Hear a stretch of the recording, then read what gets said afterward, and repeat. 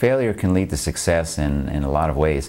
The best way to learn from failure, of course, is learning from somebody else's failure, because then there's an opportunity not to get beaten on the head for what happened to you. One of the problems I've found that is often the case is entrepreneurs don't have anyone else to talk to, and as a result, they tend to do what their natural inclination really is. And that could be good or that could be bad.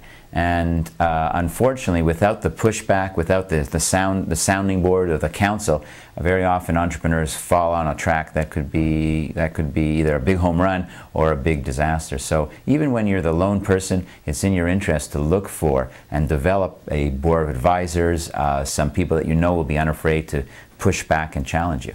There are several characteristics of effective leaders. Number one, the extent to which someone is open-minded to new ideas. They are intensely curious. Second, are they willing to learn from mistakes? How open are they to learn from mistakes? Third, are they anticipating the changes that are going on around them? You know, let's face it, you can't figure out everything that's going to happen. You can't predict everything in business, but there are so many clues that are out there, so many suggestions, so much data that's out there. The best leaders are the ones that make it their business to look into that, to identify that, and to do something about that. In some ways, it's about character. I mean, the right characters, people that have a strong character, are willing to make some of the tough calls and are willing to face up, and this is the toughest thing in many ways, willing to face up to negative data, negative feedback, difficult information, and do something about it instead of denying that it's really happening. Many executives, many senior executives actually don't do a very good job from learning from their failure. And why is that? Well, I think a primary reason is they never deeply accept responsibility for what happened. There are lots of reasons why things might go wrong in an organizational setting, and a lot of those could be external reasons, you know, the market change, new competitor, government regulation or deregulation, and all those things certainly happen, but my research certainly indicates that failure in many instances is self-inflicted in some ways. And that's not an easy thing for a successful person to say, well, it was my fault, it was me that did it.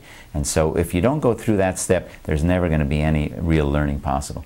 The one other thing I think is important to keep in mind when we talk about failure and all the problems and challenges of leadership is just how overwhelmingly great a career track it really is and what the possibilities are. Because when you're a leader and you can actually convey and energize and excite people and be creative and move an organization into a better place than it was before, there's not too many things in the world of work that could match up to that. It's energizing, it's exciting, and you can really be making a contribution not just to your own organization, but to the people around you, and believe it or not, even society. So I think the job of business and the job of leadership are high callings in that respect.